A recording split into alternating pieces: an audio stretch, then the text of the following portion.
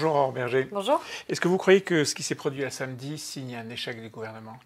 En tout cas, et le Premier ministre d'ailleurs l'a reconnu, il y a eu un certain nombre de dysfonctionnements, parce qu'on ne peut évidemment pas se satisfaire des images qu'on a vues, qui sont un terrorisme urbain qui s'est déployé, qui est absolument insupportable. Je pense qu'aussi il faut être extrêmement clair sur la condamnation. Je regrette qu'on ait toujours un certain nombre d'élus, élus d'extrême gauche en particulier, qui soient dans les cortèges et qui refusent de condamner les violences. Et puis cesser la distinction. Toutes celles et ceux qui étaient sur les Champs-Élysées, soit ont participé à ces violences, soit s'en sont rendus complices parce qu'ils n'ont rien fait pour les arrêter.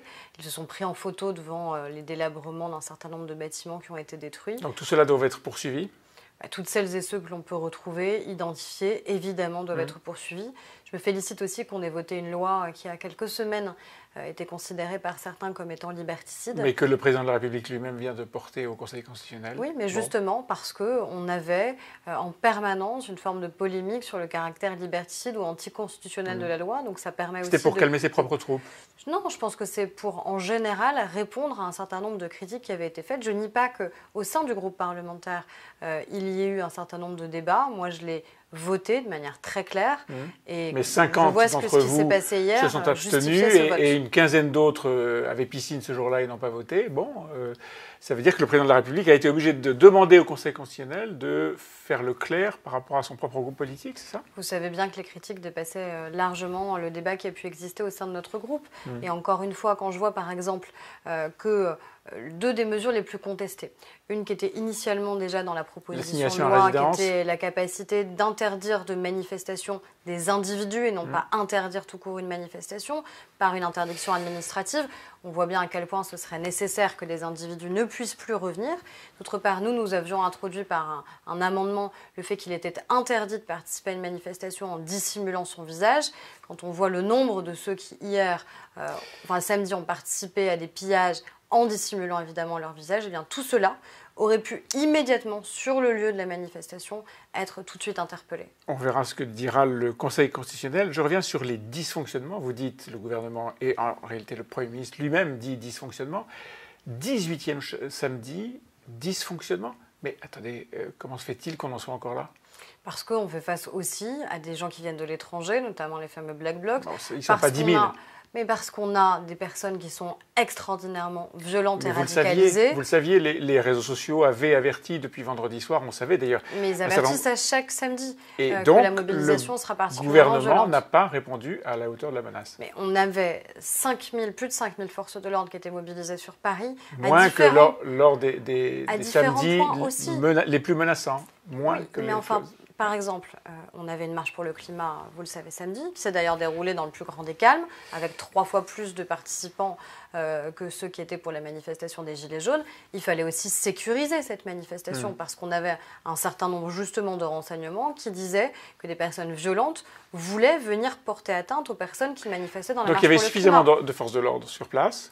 Et ça, il faut évidemment que ce soit déterminé. Les leçons des 17 samedis précédents étaient... Mais je ne dis pas que tout va bien. Ah bon. Sinon, je ne serais pas là et je ne peux pas me satisfaire de ce qui s'est passé. Je dis qu'en effet, il y a un certain dysfonctionnement. Moi, je ne suis pas en charge du maintien de l'ordre dans notre pays. Mais vous êtes porte-parole de la République En Marche et probablement votre voix a beaucoup de poids ce matin. Je veux aussi que la préfecture de police de Paris pointe de manière précise les difficultés qu'il y a pu avoir. Est-ce que c'est la question de l'effectif? Est-ce que c'est la question de la capacité à se déployer? Vous savez qu'on a changé aussi la stratégie du maintien de l'ordre dans notre pays avec des forces qui sont beaucoup plus mobiles qu'auparavant. Est-ce que ça a été suffisamment mis en œuvre ou pas samedi?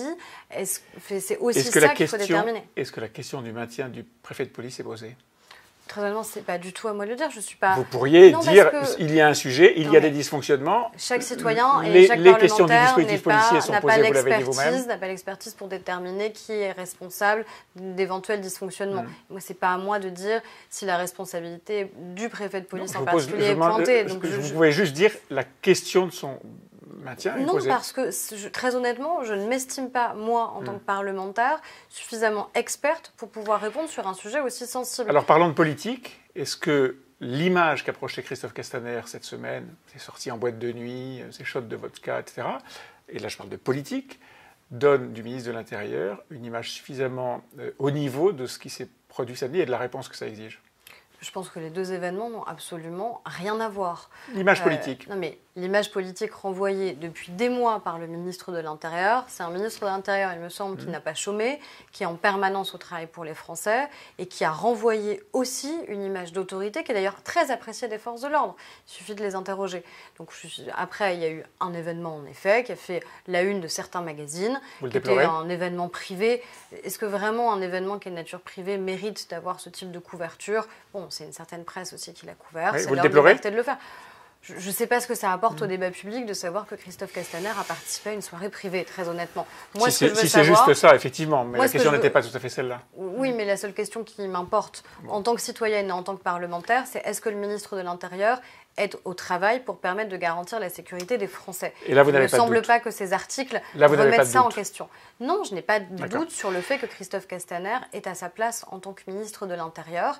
Et après, il faut, par rapport à ce qui s'est passé samedi, de manière très précise, qu'on nous donne les éléments de réponse sur ce qu'il faut impérativement modifier, comme le disait le président de la République, le compte n'y est pas. Donc qu'est-ce qu'il nous appartient de modifier dès cette semaine pour que les samedis qui suivent, parce que malheureusement, on voit bien que ces individus veulent poursuivre à Paris, en province, je ne sais pas où précisément, mais que ça ne se reproduise plus. Laurent Nunez, le secrétaire d'État de Christophe Castaner, disait ce matin sur RTL, il y avait 10 000 personnes à Paris radicalisées. Pas seulement 1500 casseurs, mais aussi des gilets jaunes radicalisés.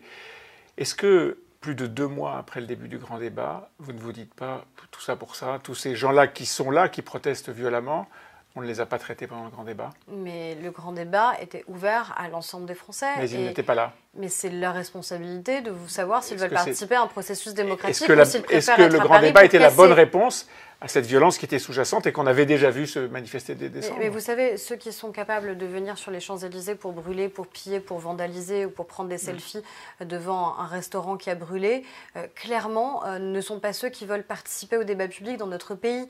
Et d'ailleurs, je ne vois absolument pas les revendications sociales depuis plusieurs semaines. Ce ne sont plus des revendications sociales qu'il y a dans ces mobilisations. Celles et ceux qui pouvaient les porter initialement, ça fait bien longtemps qu'ils sont partis et qu'ils ne se reconnaissent plus, et heureusement d'ailleurs, dans ce mouvement, qui est devenu un mouvement de protestation politique au mieux, demandant la destitution du président de la République, la dissolution de l'Assemblée, voulant porter atteinte à nos institutions, attaquant les journalistes, attaquant les élus de la République, attaquant les forces de l'ordre. Moi, je pense surtout que ce mouvement, il devrait cesser aujourd'hui. À propos d'image politique, est-ce que celle d'Emmanuel Macron sur ses skis samedi, alors qu'on savait que c'était une journée de grande mobilisation, de multiples mobilisations, gilets jaunes, marche pour le climat, etc., c'était opportun? Le président de la République est rentré, ça ne nous a pas échappé. Est-ce que le fait d'être samedi sur ses skis, c'était opportun? Moi, j'ai pas vu d'image du président de la République samedi sur ses skis. J'ai vu une image du président de la République qui était à Beauvau en salle de crise. J'ai vu par contre des vieilles images qui dataient de 2017 être ressorties par certains journalistes et par un certain nombre de personnalités politiques. Je ne suis pas certaine que la diffusion de ce type d'images qui n'étaient pas réelles soit tout à fait utile au débat public. Le président de la République était là. Il était en lien constant, et vous le savez pertinemment, avec le ministre de l'Intérieur et avec le Premier ministre tout au long de la journée. Et c'est ça qui compte. Je ne pense pas qu'il aurait pu être présent lui-même et arrêter lui-même les casseurs sur les Champs-Élysées. Bien sûr, c'était la coexistence de 2 images. 2 questions très simples. Est-ce que Nathalie Loiseau doit être la tête de liste de La République En Marche pour les européennes? Je pense que ce serait une excellente candidate. Elle a une maîtrise parfaite des questions européennes. Elle est particulièrement respectée au niveau européen. Et je pense que c'est aussi la voix de la France qui est importante dans cette élection européenne. Il faut à nouveau que notre voix puisse être entendue au Parlement européen. Et Agnès Buzyn, qui n'est plus candidate à cette direction de liste, a dit ce week-end que, alors elle a corrigé en disant que c'était à titre personnel, que l'âge de la retraite devrait être poussé à 65 ans. Bonne idée? En tout cas, je pense que c'est un débat qu'il ne faut pas éluder. Et elle a eu raison de le dire comme tel. Et en effet, les Français posent cette question dans le grand débat, donc ce serait compliqué de balayer d'un revers de main. Après, vous y êtes favorable vous-même?